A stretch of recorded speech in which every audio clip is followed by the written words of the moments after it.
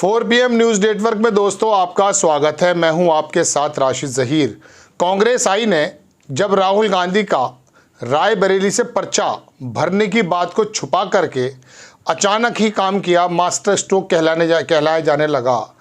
और वहाँ एक बयान यह आया कि अभी कांग्रेस आई बहुत सारे ऐसे मतलब स्टेप ले सकती है जिससे आप चौंक जाएंगे।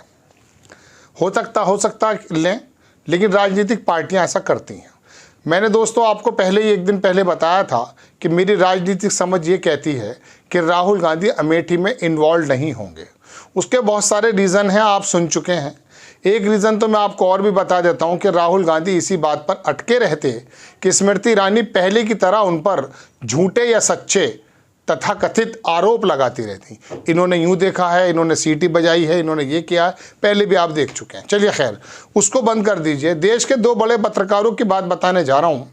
परसों जब मेरे कानों में ये बात पड़ी तो मुझे लगा ये खबर ऐसी ही होगी, लेकिन जब दूसरे देश के बड़े पत्रकार ने उस बात का समर्थन करते हुए बताया कि बनारस से प्रियंका गांधी चुनाव लड़ सकती हैं, मैंने इस बात पर गौर किया कि ये देश के 2 बड़े पत्रकार अगर इस बात को कह रहे हैं और कांग्रेस आई का वो बयान कि अभी हम और भी ज़्यादा चौंकाने वाले फैसले आपको देने जा रहे हैं, इन दोनों को जब रखा तो लगा कि हाँ कुछ जान हो सकती है। लेकिन बनारस की धरती पे क्या होगा?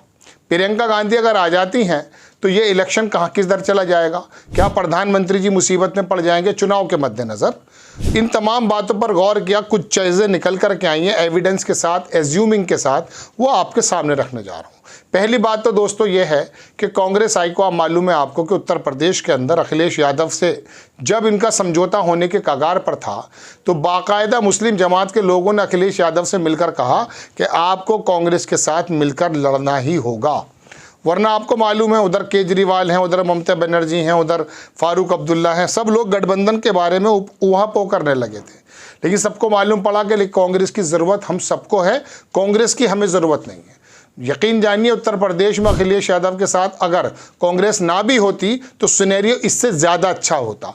वजह उसकी यह है कि जिस तरह से 2 चरण हुए उससे पता ये चल गया कि अपर समाज का और भारतीय जनता पार्टी को देने वाला वोट भी नीरस है, वो कांग्रेस की तरफ बड़ी हसरत की निगाहों से देख रहा है। इन 2 चरणों में ये महसूस हुआ और इसका फ़ायदा अखिलेश यादव को और तेजस्वी यादव को भी मिल रहा है। खैर उस बात को हटा दीजिए। कांग्रेस ने जो धीमी शुरुआत की और गठबंधन के लोगों को अपने साथ रख करके उन्हें अगले कदम पर रखा, जहाँ जहाँ वो मजबूत नहीं है वहाँ उनको उसको ड्राइविंग सीट पर आने दिया। इसी तरीके से कांग्रेस आई का एक पूरा रोल निखर कर आया। उत्तर प्रदेश में कांग्रेस आई को जितना पहले माना जाता था उससे कहीं अब ज़्यादा माना जाने लगा है। 2 चरणों के बाद लोगों ने जिस प्रकार से दलित ने, मुस्लिम ने, यादव ने, पंडितों ने, ब्राह्मण, इन लोगों ने जो विश्वास दिखाया है उससे महसूस ये हो रहा है कि कांग्रेस आई जीवित होने लगी है, खास करके उत्तर प्रदेश में। ऐसे समय में क्या बनारस में अगर प्रियंका गांधी लड़ जाएं तो क्या वाकई मोदी जी के लिए प्रॉब्लम हो जाएगी? प्रधानमंत्री के कद को देखकर लगता नहीं कि हो जाएगी, लेकिन फिर भी कांटे का मुकाबला हो सकता है। इस मुकाबले से होगा क्या? पहली बात, श्रवण गर्ग बहुत बड़े पत्रकार, बहुत बड़े संपादक, उनका परसों मैंने बयान सुना, हमारे 4 PM पर भी आए थे, उन्होंने वहाँ पर भी बताया। अभय दुबे आप जानते हैं राजनीतिक विश्लेषक, दोनों की बातें जब मैंने सुनी मुझे लगा कि इन दोनों को थोड़ा सा मुआवजा कर लेना चाहिए। पता ये चला कि वाकई अगर प्रियंका गांधी हो जाती हैं, लड़ जाती हैं, तो जो कंडीशन स्मृति ईरानी को लेकर, राहुल गांधी को लेकर के भारतीय जनता पार्टी और गोदी मीडिया कर रहा था, यानी कि उनको इन्वॉल्व करने की कोशिश कर रहा था सिर्फ अमेठी में, वो काम मोदी जी के साथ हो जाएगा। बनारस से अगर प्रियंका गांधी लड़ती है, सबसे पहले बनारस की थोड़ा सा आप वोटों का समीकरण समझिए। 3 लाख के करीब ब्राह्मण हैं और 3 लाख ही मुस्लिम हैं, एक अनुसार, कभी कोई 2.5 लाख बताता, कभी 2, लेकिन 3 लाख के करीब मुस्लिम हैं और 3 लाख ब्राह्मण हैं। 1 लाख के करीब वहाँ यादव भी हैं। इन वोटों के एतबार से जातीय समीकरण सेट बैठ जाता है, लेकिन फिर भी मोदी जी जो 2014 में 32% लेकर के जीते थे, दोबारा 2019 में जो लहर हुई थी पुलवामा की और मोदी लहर, ये वो सब चीज़ें, तब वो 60-62% के करीब वोट लेकर आए थे। लेकिन आप यकीन जानिए जब केजरीवाल वहाँ 2014 में गए तो वहाँ सबसे ज़्यादा वोट 2,09,000 के करीब केजरीवाल को मिला, जबकि वो न्यू कमर थे। ऐसे समय में प्रियंका गांधी न्यू कमर नहीं है। इन वोटों के बिहाफ पर और मोदी जी के 10 साल की लफाजी जैसा कि आरोप उन पर लगता है, 10 साल की लफाजी के आरोपों के सामने प्रियंका गांधी साफ सुथरी छवि, महिला और ये 3-4 वोट जो मैंने आपको बताया, अगर प्रियंका गांधी घसीट लेती हैं, खींच लेती हैं, तो प्रधानमंत्री जी लगभग हार भी सकते हैं और परेशानी में तो आ ही जाएंगे। परेशानी इन द सेंस कि वो बनारस छोड़कर जाएंगे नहीं। वो पहले भी 2022 में बनारस छोड़कर नहीं जा रहे थे, क्योंकि वहाँ की आसपास की सीटें उनको जितानी थी।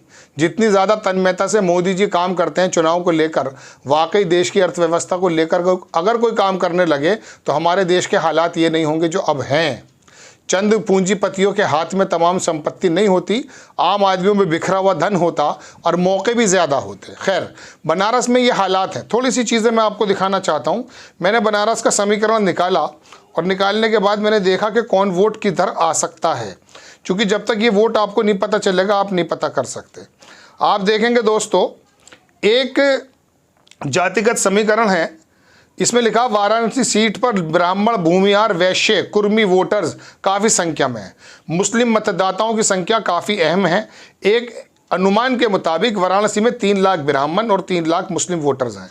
इसके अलावा 3 लाख गैर यादव, ये आप भारतीय जनता पार्टी के नहीं मानेंगे, ओबीसी वोटर हैं, जबकि 2 लाख से ज़्यादा कुर्मी मतदाता हैं। अब चूंकि अनुप्रिया पटेल की पार्टी उनको साथ दे रही है तो कुर्मी शायद वहाँ चला जाए, लेकिन प्रियंका गांधी के नाम पर महिलाएं आ सकती हैं। इस सीट पर 2 लाख वैश्य, इनको आप भारतीय जनता पार्टी का वोटर मान सकते हैं। अलावा 1.5 लाख भूमिहार वोट है। इस पर अजय राय वगैरह और तमाम जो लोग हैं कुर्मी, वो दूसरे जो लोग हैं, इन लोगों को लगा दिया जाए तो ये वोटों में से कुछ वोटें दी जा सकती हैं। इस सीट पर 1 लाख यादव और 1 लाख अनुसूचित जातियों के वोटर्स हैं। 1 लाख यादव, 3 लाख ब्राह्मण और 3 लाख ही मुस्लिम, 7 लाख वोट ये हो जाते हैं। अनुसूचित जातियों के वोटर्स, वाल्मीकि वगैरह भी कांग्रेस का पुराना वोट रहा है, अब तो नहीं है।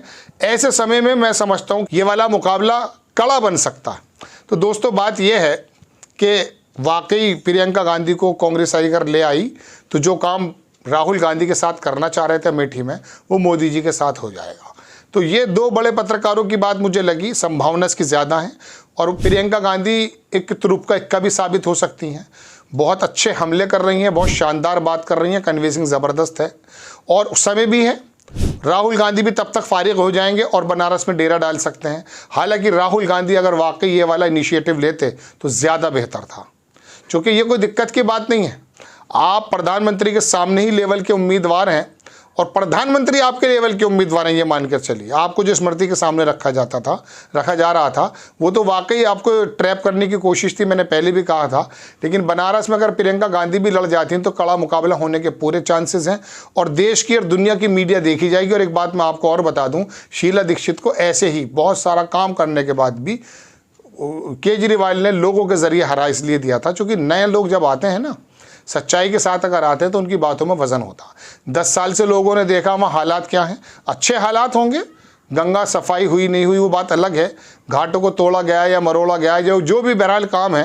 लेकिन बहरहाल प्रियंका गांधी या राहुल गांधी नाम के व्यक्ति या गांधी परिवार की कोई सदस्य यहाँ पर आकर चुनाव लड़ती हैं, जैसा कि देश के 2 बड़े पत्रकार कह रहे हैं, तो रोचक नहीं, ये भारत की राजनीति को बदलने वाला भी चुनाव हो सकता है। क्योंकि अगर मोदी जी खतरे में पड़ जाते हैं तो सबसे बड़ा स्तंभ ही चला जाता है भारतीय जनता पार्टी का। आपको खबर कैसी लगी अपनी राय कमेंट्स बॉक्स में ज़रूर दीजिए। चैनल को सब्सक्राइब कीजिए, शेयर कीजिए। नेक्स्ट टाइम में किसी खबर के साथ हाजिर होता हूँ। जय हिंद।